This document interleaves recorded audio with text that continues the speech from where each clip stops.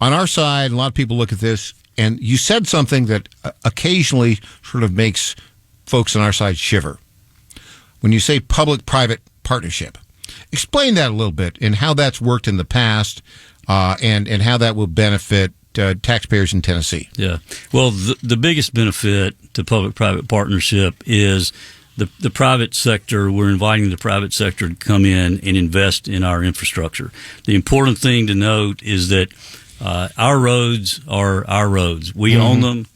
We'll never sell any of our infrastructure assets in that way. So they would come in for a long-term lease to where they would finance, design, build, operate, and maintain that roadway. But we own it. We own it. Got and it. at the end of that agreement, then it's ours, and it's always. But they get some of the revenue from the choice lane. That's fees. exactly right. They're making that upfront investment, and so they're getting some of the fees from the choice lanes.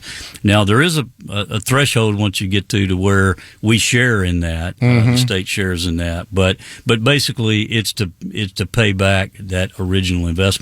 The other thing, so the taxpayers of Tennessee don't put up the cash. That's exactly right. In Texas, what they have seen is that in some situations, the cost of the project was so large, it may be a $500 million project, let's say, but so they would have to put some amount of subsidy out, but that they would get, let's say, 80% of the project paid for, which allows them to make that investment into other projects.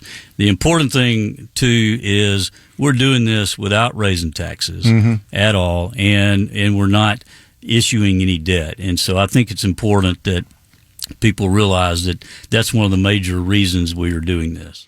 Tell us about the choice lane plan. Yeah, well, and your experience. I guess you went down to Dallas there to look at it. Thank you. Yeah, the governor did as well. We've both been down there. He, at the beginning of this process, he asked me to kind of scan the country and say, what have other states that have already been where we're headed? What have they done? What lessons are there to be learned from other states that have already been where we're headed?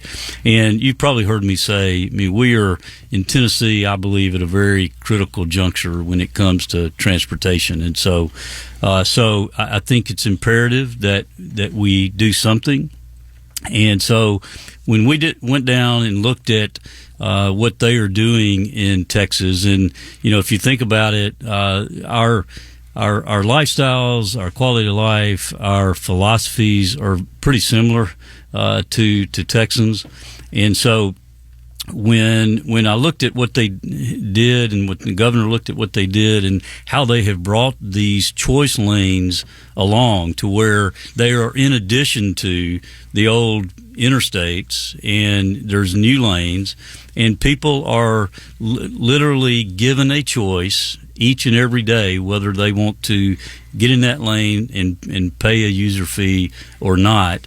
They can stay in the regular lanes all they want to. They can make that decision if they need to get to one of their child's soccer games, or if they need to get another stop made on their job in the day, they can choose to get in that. And so it's something that people are choosing to do and are very favorable toward doing it in Texas.